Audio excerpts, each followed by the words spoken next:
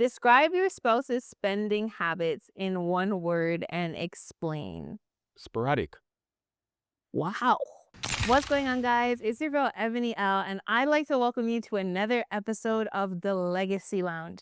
Today, we have a very special guest. I'm thinking like royalty, it is a gem, a rare gem, because it is the love of my life, my husband, Marjaan McDonald.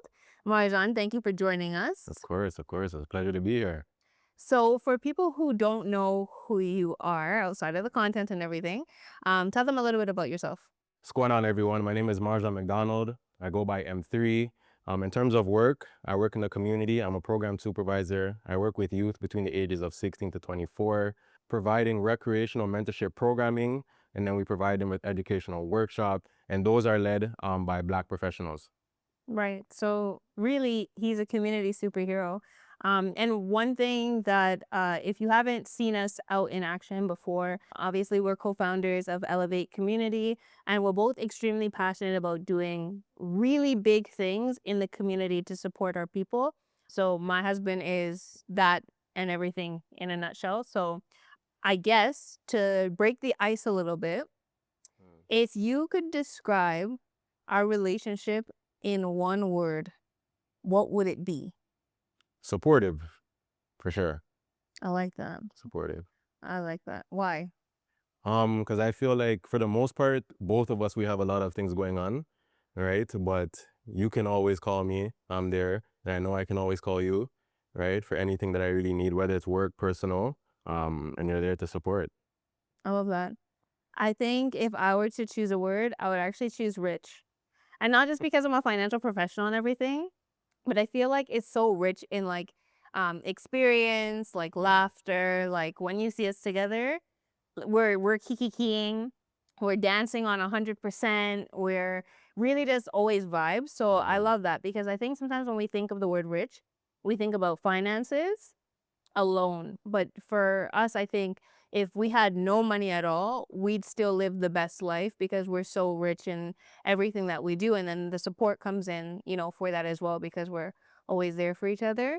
Now we're going to play Who's More Likely. So each of us have a card with something that one or the other is likely to do. And we're just going to, without discussing it, we're just going to point at one another when we think that person is more likely. So we're going to see, okay? So I will start. Who's more likely to drop 7,000 plus on a vacation? Yeah, that's For right. sure. That's right. Okay, next one. Who's more likely to do an unplanned Zara haul? I'm gonna go me. Yeah, yeah. This guy was calling Zara, and I'm like, oh my gosh, Zara? Like, wow. Um, who's more likely to say, let's go out to eat? For sure. Okay. Who's more likely to track the budget weekly? Mm-hmm. Although I feel like you'd be tracking the budget, maybe just not weekly. Yeah, but yeah, not weekly. Yeah, Not because he'd be drawing that card, like the budget. So, all right, let's see. Who's more likely to be completely debt free or closest to it? Really? I would say you. I would say you for sure. Okay. Who's who's more likely to negotiate a discount or ask for a deal? Yeah. Okay, so backstory. When I first started dating Marjaan, I remember my dad. Again, I'm like a daughter to like especially like a real Jamaican dad. And he asked for a discount everywhere. Like I'm serious. Like we'd go into like Champs and he'd be asking for a discount. So I remember one time we went into Champs and I was like to Marjaan, like, yeah, I could just ask them for a discount. And he's like, I no, was confused. I'm like, what do you mean? You can't just walk up into Champs, Foot Locker, and ask them for a discount. Like I was listen. like, what are you talking about? So this has It been, works out. this always comes up because I was like, yeah, like you can always just ask for a discount, can't you? And he's like, this is not the flea market. But yes, I will definitely ask for a discount down to our most recent trip. Like I was like, so you can't just upgrade the room for free? Really? Yeah, that's me. Who's more likely to spend on something practical versus something fun? Spend on something practical? I guess, Me, for sure. Something fun is you. yeah, like I think I do both. Okay. But yeah, you're definitely, if we had to make a choice, like buy a new dishwasher or take a trip, you know. Yeah, I'm gonna Yeah. say we're buying a dishwasher. Here's another one. Describe your spouse's spending habits in one word and explain. Sporadic. Wow. So fast? Yeah. Cause like you just be telling me that, oh, you know, you got this or you're doing this, and I'm like, oh, okay, interesting. Like, okay. So for all the couples watching, sporadic is my Yes. definition, okay? I would say Marjaan is calculated. Like very calculated. I think what I love about it though is, mind you, I say what I love about it is like 50-50. I'll be like, we can go on a trip for free and all we have to do is pay for the flight. And he's like, yeah, but the flight. And I'm like, but the flight is not much. So he's very calculated. Like he's like that, except for when he gets into Zara or H&M. So you're calculated spendy. Okay. Okay. So I guess to kind of get into like who we are and switching gears a little bit, I think it's important, like as a couple, when it comes to finances, as you can see, we have a dynamic financial relationship. We're not exactly the same people financially, and it's good actually. I think that this is like really healthy because it creates balance. Um, like Marjan said, like I can be like, somebody could be like, you could buy a vending machine and make $20,000, and if it's factual, I'll be like, let's buy the vending machine, right? And Marjan will sit there and be like, okay, but really, like, let's talk about this and that. And so it creates great balance and it really has helped us out throughout these years. But when I first started dating Marjan, like when we first started dating, I remember learning how good of a saver he was. And I was good at saving, kind of. I was like very ambitious financially, but I was in a lot of debt, like a lot. Like I had really dug myself into a hole. And Marjan met me at this like cornerstone moment. I remember I used to wear this one Mardi Gras t-shirt, and it's not like Mardi Gras is a brand. Like my mom went to Mardi Gras and brought back the souvenir, and it was my best shirt because I kept all my clothes. I didn't spend. I was super frugal. And Marjan was like, "You can't just keep wearing this shirt out. We're going out to dinner. I'm wearing this shirt." He's like, "No." So at that point, I became very spendy. Like I started to switch my style, and I started spending on everything, and I got myself into debt. We had just started traveling, but because he was such a good saver, I was nervous to let him know how horrible my financial situation was, especially because at the time I was burned out. So I would call my mom, I'd call my dad, I'd borrow money from them. I'd refuse to like let Marjan know until finally I had to let him know what was going on. So I guess like Marge, in that, for me, I think it was just that I was nervous. And I think a lot of couples deal with that. Like, when do I tell my partner about my situation? When would you say is like too early or the right time to have these conversations? Oh, that's a good question. I feel like once you get an understanding of who the person is and if it's someone that you see yourself with long term, then money should be an open topic that is discussed, right? Because money gets spent, you save it, you invest it, you earn it, right? So it shouldn't be something that you're afraid to talk about, especially with someone who you're spending a lot of time with. Like I feel like you should be in the know of, how that person is kind of spending money or even just their thought process about money, right? So I think, once you hit that point where you feel like, okay, this is someone that I want to be with, that I want to connect with, start talking about it. So when it came to me telling you about my finances at that time, do you remember like what was your reaction? I guess the reaction that you shared with me or even your thought process. When you told me about your financial situation, um, I was just open to it and, willing to grow and learn with you. I love that. And I think that's really important because so many people are afraid to tell their partners.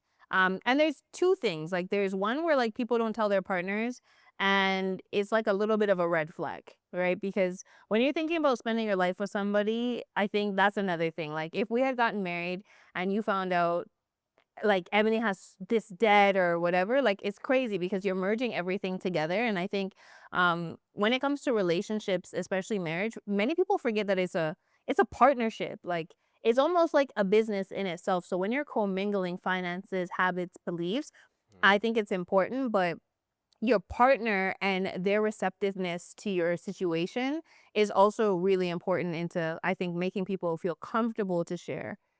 So I think that's good. And in your case, so Marjan and I always talk about this, right? Like some couples, when it comes to bringing your finances together, a lot of people think it means ours. Everything is ours. Mm-hmm. Um, there is no your goals, my goals. It's just ours. And finances are like kind of put together. And sometimes that's culturally, right? But sometimes it's just because we figure that's how it should be. What's your opinion or thought process on your minds and ours? Yeah, no, that's a really good question. I think it's important to have the separation, right? Just like hobbies, Mm-hmm. it's important to have the separation. It's important to have things that each of us are into, and then collectively we come together. So I think with finances, it's the same thing. Like it's okay for each person to have their own finances, right? Or, their own savings. And then collectively you come together and have like a joint account. Yeah. Or, you're saving towards a goal. Or if it's just you're just putting money away for whatever, right? It's kind of good to have that separation. Yeah, no, I think this is really important because when I think about us, a lot of people, like some of my friends were like, why are you guys still working towards this goal or that goal? And Marjan is a huge meal prepper. Like, I mean, look at him anyways, right? He's huge on meal prepping. And like, I think for the first, was it like almost like the first 6 months of our marriage, we're still buying groceries separately because like he's meal planning and I'm cooking Sunday dinners, big Sunday dinners, and then I'm eating what I eat. Plus, honestly, I can only eat the same thing for meal plans so often. He can just keep doing it. So my friend was like, my best friend's like, this is ridiculous. It can't keep up like this. Like, why are you guys doing this? And I think it's important because when we think of even who we are as investors, like Marjan is very big on real estate. And I love real estate, but I'm also really big on like investments and business ventures. And so I think it's like we can chase the goals that we each like, but commingle it, right? Mm-hmm. And I think that's really important. So that's good. Now, I like how you mentioned hobbies as well because I think outside of finances, it really just talks about maintaining a sense of self, Mm-hmm. right? And I think that's important because in a relationship, just like in finances within a relationship, you can lose your individuality, right? In merging things together. What are some important things that you would say you enjoy doing that would cost you money Mm. as a hobby? Well, I mean, going to the gym, right? That's one. There's a cost to the membership. Like the food's expensive. Hmm. That's another thing. Like especially if you're really trying to dial in and make certain progress, what you're spending on food is a lot. And then there's like sports, right? Like I play basketball a lot. So you have to book the court, right? There's all of that stuff. Because there isn't a lot of spaces where you can do free recreation, to be honest, with good amenities, right? So it's just all of those costs kind of when it comes to sports and recreation. Yeah, I think for me, my hobbies are, and like Marjan has brought it up before, like you always love doing the things that like I love going out to eat. I love travel. And one thing that I really admire about my husband is sometimes I'll be like, I'm about to burn out, let's go on a vacation. And he'll be like, yeah, no, like I'm not going, but you go.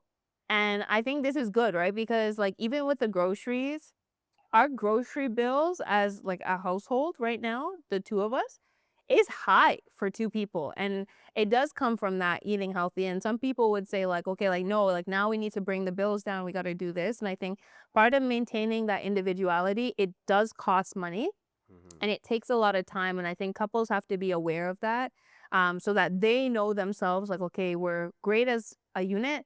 We're also serving our own needs as individuals. And that takes time and it takes money and dedication. So I think that's a great point. No, definitely. So, in closing, when you think about building generational wealth and abundance together, what's the one principle or practice you believe every couple needs to commit to in order to build a lasting legacy and why?